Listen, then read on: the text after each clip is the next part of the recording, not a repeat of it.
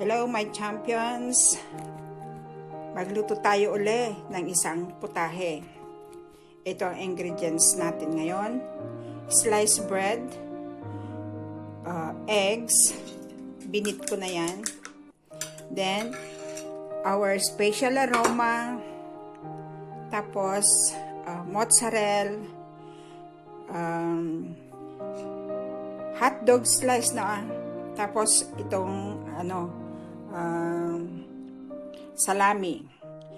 Ngayon ang gagawin natin ay magluluto tayo ng homemade pizza. I will show you how to cook a homemade pizza in easy cooking. Ibit natin yung yung tawag dito, eggs. Then lagyan natin ng konting salt. And as well aroma. Para masarap yung aroma. Then i-dip natin ang tinapay. Any kind of bread pwede nyong gawin. Kasi ito yung available dito sa bahay namin. Ayan. Dip natin sila. Yan, dip natin na ganyan. Mag-dip tayo ng 4 para sa isang lutuan.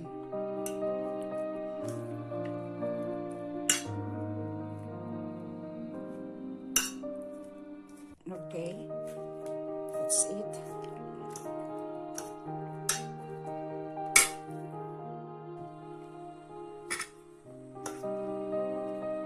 Then, isit aside natin siya. Ganyan.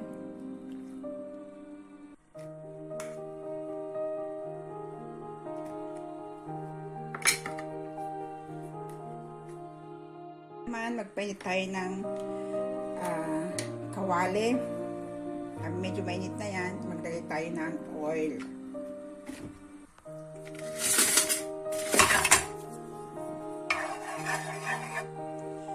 So, mainit na yung oil. Maglagay tayo ng itlog.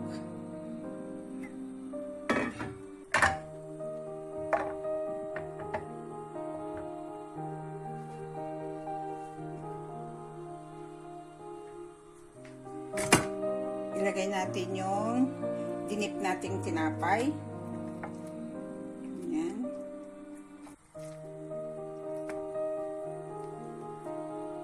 I-arrange natin siya. Ayan. Oh.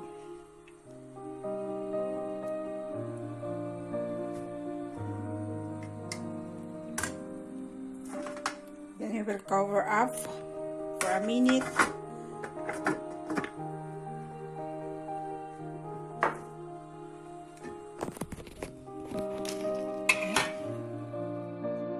So, yan.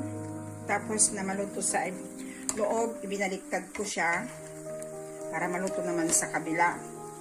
And after that, maglagay tayo ng mozzarella.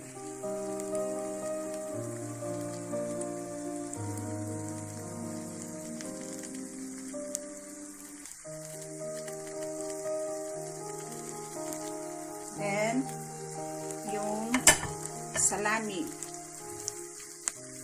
Kahit anong ilagay nyo sa ibabaw, pwede. Tona, bacon, whatever you want. At anong gusto nyo flavor, pwede nyo gawin. Okay, that's it. Then let's cover.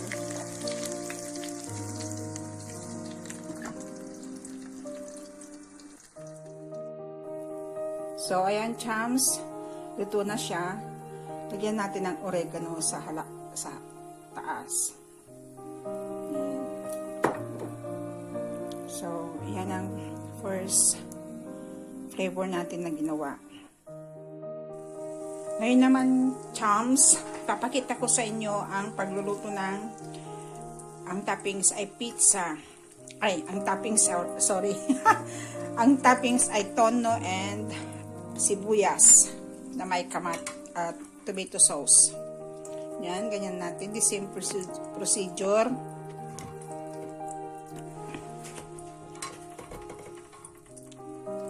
Okay.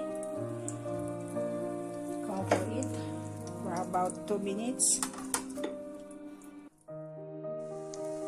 So, ngayon na baliktad na natin.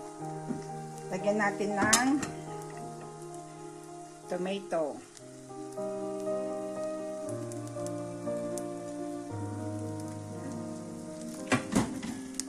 I-spread natin.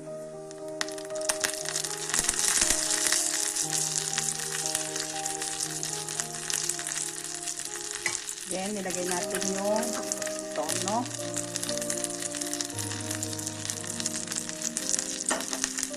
I-spread din natin sa babaw.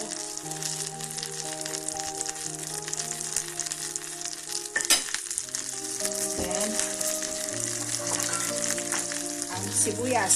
Ang sibuyas pala, chams, ay cook na siya. Luto na siya para paglagay natin, hindi na matagal na iluto. Baka masunog yung itlog sa harap, sa ilalim. Ayan. Then, ilagyan natin siya ng oregano.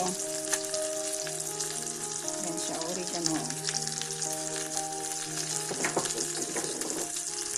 Ayan, takpan natin para ma-steam yung taas. Mahina lang ang asin. Ay, ano bang pinagsasabi ko? Ang apoy. Very excited. Ayan siya, guys. Nilagyan ko na siya ng olive. Then, lagyan natin siya ng oregano.